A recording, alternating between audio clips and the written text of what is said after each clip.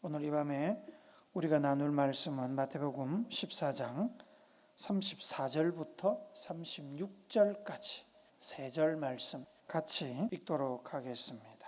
시작. 그들이 건너가 게네사렛 땅에 이르니 그곳 사람들이 예수이신 줄을 알고 그 근방에 두루 통지하여 모든 병든 자를 예수께 데리고 와서 다만 예수의 옷자락이라도 손을 대게 하시기를 간구하니 손을 대는 자는 다 나음을 얻으니라. 아멘.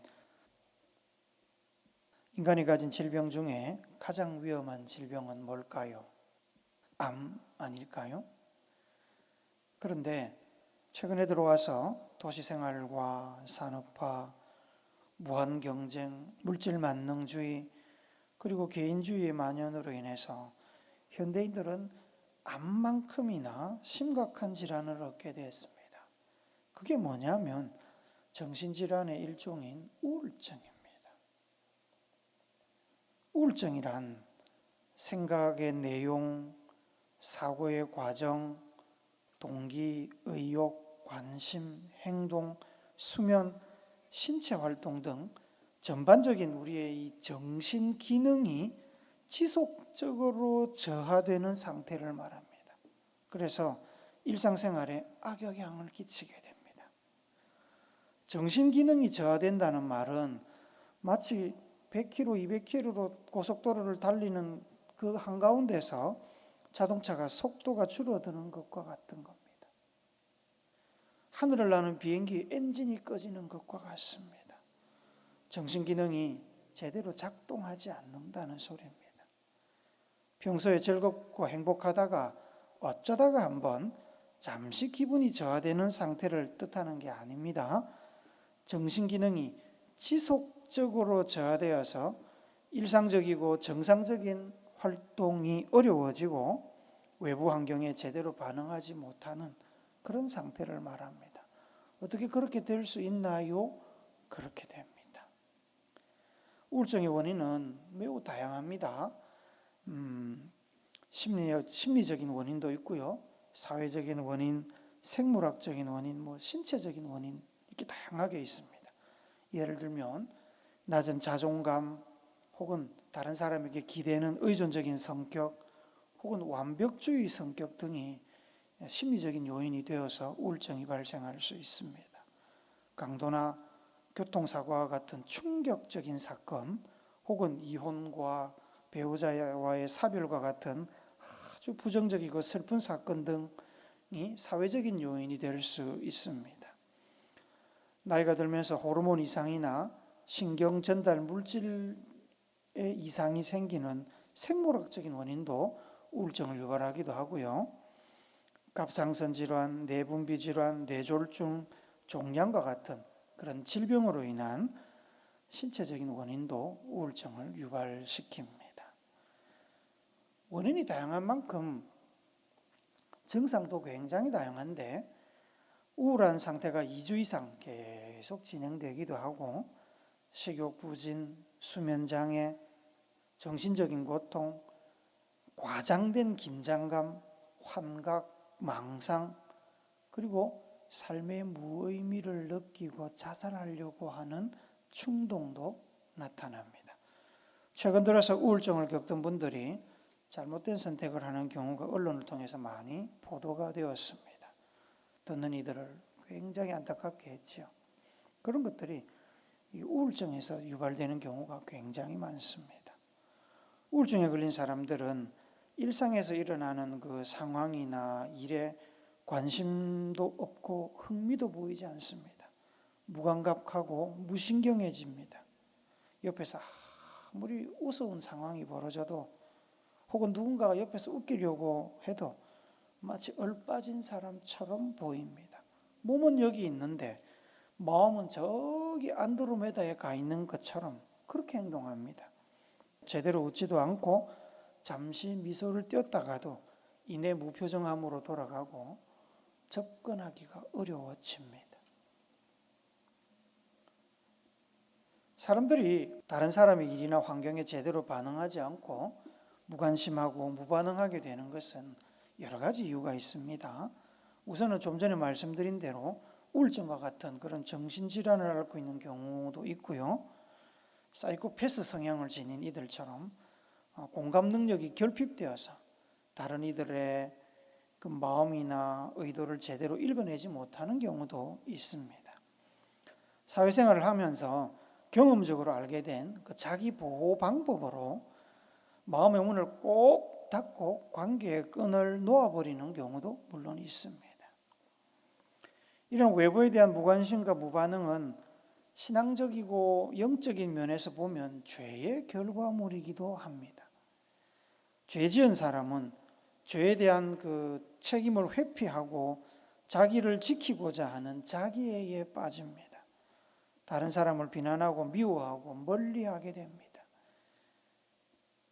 자기 안에 끊임없이 합리화를 추구하면서 변명거리를 찾고 있기 때문에 죄를 지어 타락한 내 모습만으로도 버겁고 견디기 어려운데 다른 사람 누구에게 신경을 쓰겠습니까? 그래서 다른 사람이나 혹은 외부 상황에 무관심해지는 겁니다. 나 하나 버티기도 힘든데 누군가가 나를 공격한다고 생각하거나 혹은 나의 변명거리, 내 책임을 회피하기 위한 희생양이 필요하게 되면 무관심을 넘어서 잔인한 폭력성이 나타나기도 합니다. 그래서 가인은 아무 잘못 없는 동생을 쳐 죽였습니다. 가인은 자기에게 쏟아지는 그 비난의 눈초리, 제사를 실패한 것에 대한 그 책임을 견딜 수가 없었습니다. 아벨이나 하나님께서 가인에게 제사를 드리지 못하도록 방해한 것이 아니지 않습니까? 가인의 제사가 거부된 것은 그가 제사를 제대로 드리지 않았기 때문입니다. 하나님이 아벨이 방해한 것이 아니죠. 아담과 하와가 옆에서 위로해 주지 않았겠습니까? 다음번에 더 잘하면 된다라고 격려했을 겁니다.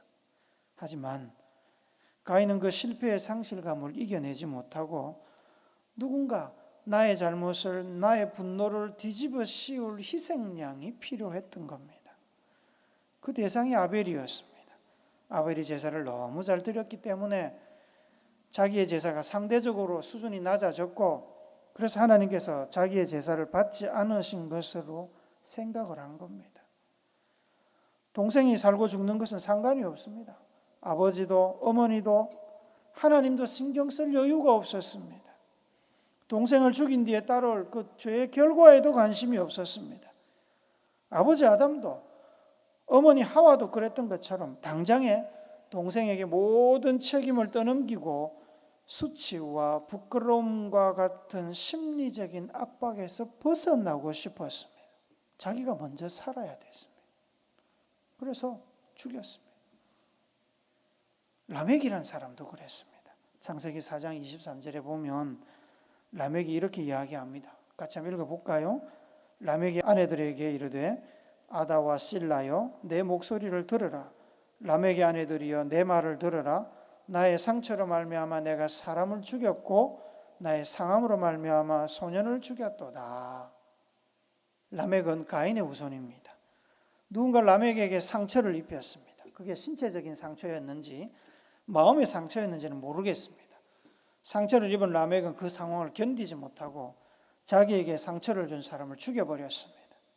한 사람인지 두 사람인지 정확하지는 않습니다. 그는 다른 사람이 죽든 말든 상관이 없었습니다. 다만 살인을 해서라도 스트레스를 풀고 심적으로 안정을 찾는 것이 우선이었습니다. 타인에 대한 이런 무관심과 폭력은 죄의 결과물입니다. 특히 죄를 지은 마음, 죄로 타락한 마음은 진리와 하나님, 예수님을 멀리합니다. 죄와 진리, 죄와 하나님은 상극입니다. 죄에 빠진 사람은 하나님의 말씀, 예수님의 말씀을 들으려고 하지 않습니다. 왜 그럴까요? 예수님은, 하나님의 말씀은 죄인에게 죄를 생각나게 만듭니다. 죄의 고통을 되살리기 때문입니다. 벗어나려면 죄를 회개하고 용서를 빌어야 되는데 죄를 인정하고 싶지 않은 겁니다. 그래서 하나님도 예수님도 말씀도 등을 돌리고 눈을 감는 겁니다. 예수님께서 지상에 계실 때 타락한 세상을 향해서 이렇게 말씀하셨습니다. 마태복음 11장 16절 17절 말씀 같이 읽읍시다. 시작. 이 세대를 무엇으로 비유할까? 비유하건대 아이들이 장터에 앉아 제 동물을 불러 이르되 우리가 너희를 향하여 피리를 불어도 너희가 춤추지 않고 우리가 슬피 울어도 너희가 가슴을 치지 아니하였다 함과 같도다. 옆에서 피리를 불어도 춤도 추지 않고 슬픈 일을 당해서 그렇게 옆에서 고걸 해도 눈물 한 방울 흘리지 않습니다. 이러한 둔감한 마음은 단지 이기적이거나 혹은 성품이 나빠서 나타나는 반응이 아닙니다. 죄에 빠져서 예수님의 음성, 진리를 밀어내고 거부하고 진리에 대해서 무관심함에서 나오는 그런 둔감함입니다. 베세다에서 남자만 5,000명을 먹이신 이후에 예수님께서는 기도하러 산에 올라가셨고 제자들을 배에 태워서 먼저 게네사렛으로 보냈습니다. 그런데 가는 도중에 갑자기 풍랑이 일어났습니다. 배에 타고 있던 제자들이 죽을 위기에 처했습니다. 제자들이 타고 있던 배는 밤새도록 풍랑에 이리저리 흔들리며 마치 바람 앞에 촛불처럼 위태롭게 생명을 유지하고 있었습니다. 그때 예수님께서 풍랑을 뚫고 물 위를 걸어오셨습니다. 예수님처럼 물 위를 걷겠다고 덤볐다가 물에 빠진 베드로를 구해내셨고 베드로와 함께 배 위에 오르시자 풍랑이 멎었고 제자들은 구원받았습니다.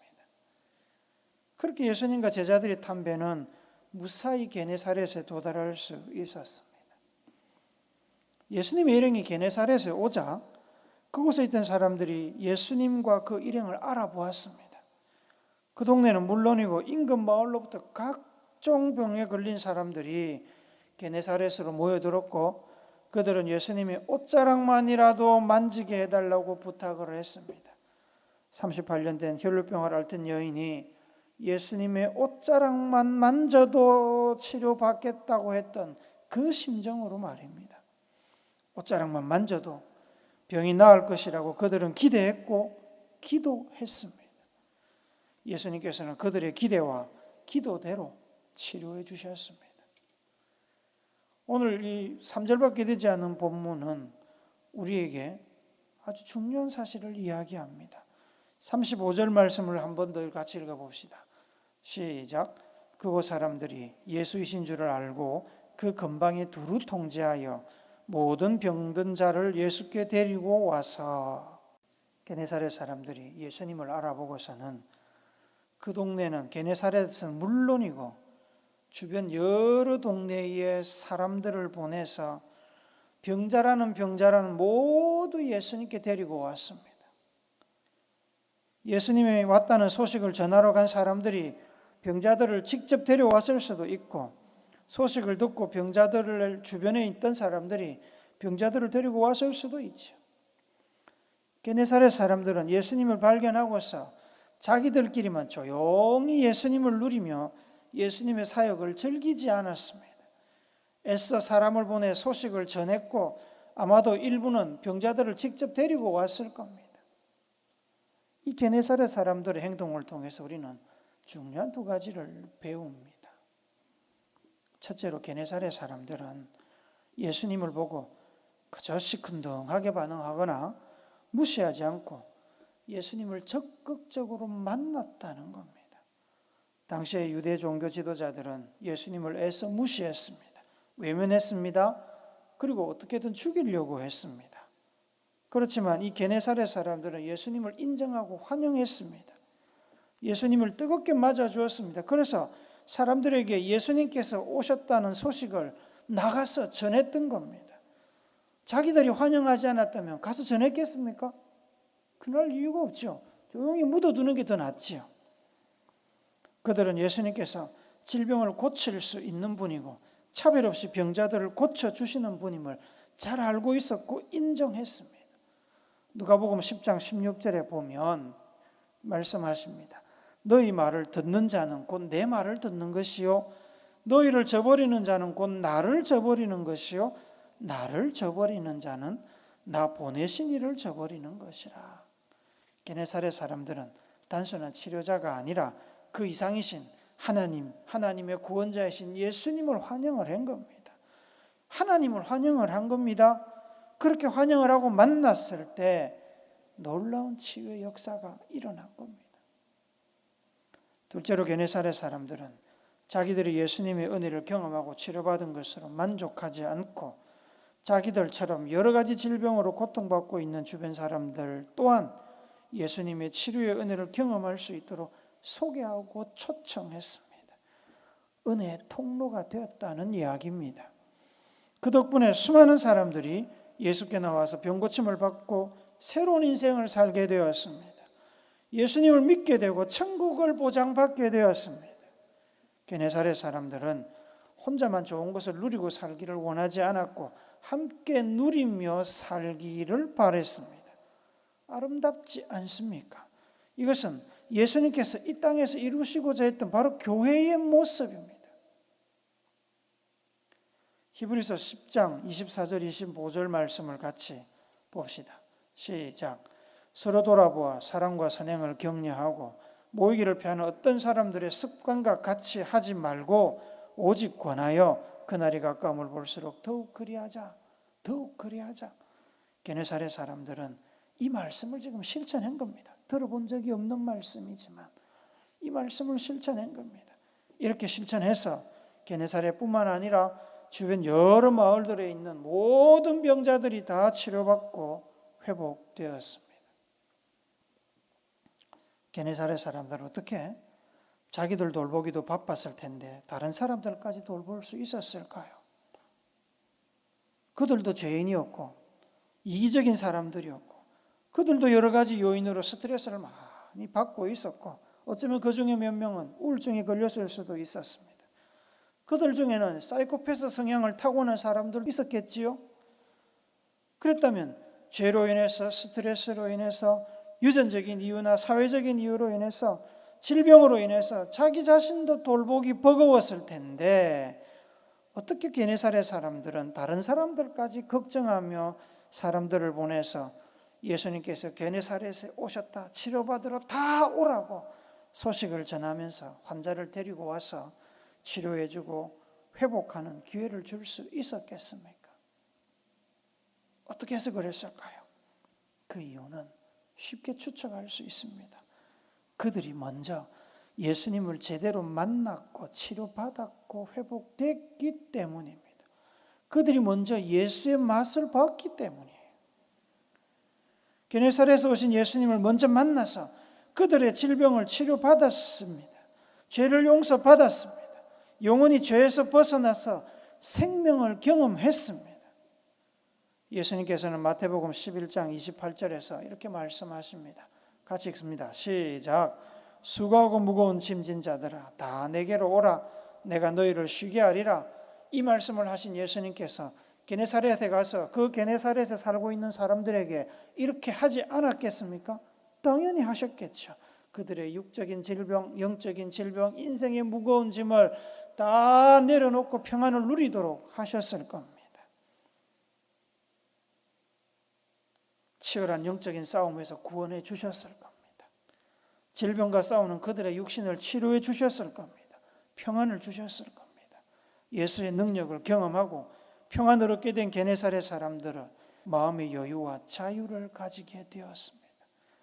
그 여유는 주변 사람들을 돌아보고 그들의 처지를 긍휼히 여기는 마음으로 발전한 겁니다. 자기와 관련 없으면 다른 사람들을 돌아보지도 않을 뿐더러 다른 사람들의 감정이나 상황, 처지에 무관심하고 무신경한 태도를 가지는 것은 사실 속에 있는 감당할 수 없는 많은 아픔과 어려움이 있기 때문이죠. 속에서 자기를 돌보기에도 너무 바쁜 미성숙하고 죄로 인해 타락해서 상처 입은 우리의 속사람, 우리의 영혼과 마음이 있기 때문에 다른 사람의 감정에 신경 써주거나 다른 사람의 말이나 상황을 돌아볼 여유가 없는 겁니다. 잠언서 25장 20절에 보면 이렇게 말씀하십니다. 마음이 상한 자에게 노래하는 것은 추운 날에 옷을 벗음과 같고, 마음이 상한 사람에게 아무리 좋은 노래도 의미가 없습니다. 오히려 마음을 더 상하게 만들 수 있고 마음의 문을 닫게 만듭니다. 추운 날에 옷을 벗으면 어떻게 됩니까? 추운 정도가 아니죠. 잘못하면 얼어 죽습니다. 우리 하나님은 이러한 우리의 상한 마음, 다친 마음, 낙심하고 찢어진 마음을 치료하시는 하나님이십니다. 시편 34편 18절을 같이 봅시다. 같이 읽습니다. 시작. 여호와는 마음이 상한 자를 가까이 하시고 충심으로 통회하는 자를 구원하시는도다. 그래서 우리가 하나님께 나갈 때 헌금도 해야 되고 금식도 하고 봉사도 해야 되지만 무엇보다도 우리 자신을 있는 그대로 하나님 앞에 드리는 것이 중요합니다. 과장하거나 숨기지 않고 있는 그대로의 생으로 우리의 자신을 하나님께 온전히 드리고 주님의 치료하심과 회복을 구하면 하나님께서 우리를 멸시하지 않으시고 무시하지 않으시고 너 왜 그것밖에 안 되냐고 책망하지 않으시고 우리의 기도를 들어주시고 치료해 주시고 회복시켜 주십니다. 시편 51편 17절 말씀 같이 봅시다. 같이 읽습니다. 시작. 하나님께서 구하시는 제사는 상한 심령이라. 하나님이여 상하고 통회하는 마음을 주께서 멸시하지 아니하시니이다. 백성들을 멸시하지 아니하시는 하나님께서는 자기 백성들 에덴에서 쫓겨나서 죄 아래 신음하고 있는 인류를 구원하기 위해서 구세주를 보내신다고 약속하셨습니다. 그 구세주가 어떤 구세주인지 아십니까? 이사야서 61장 1절 말씀 봅시다. 시작. 주 여호와의 영이 내게 내리셨으니 이는 여호와께서 내게 기름을 부으사 가난한 자에게 아름다운 소식을 전하게 하려 하심이라. 나를 보내사 마음이 상한 자를 고치며 포로된 자에게 자유를 갇힌 자에게 노임을 선포하며.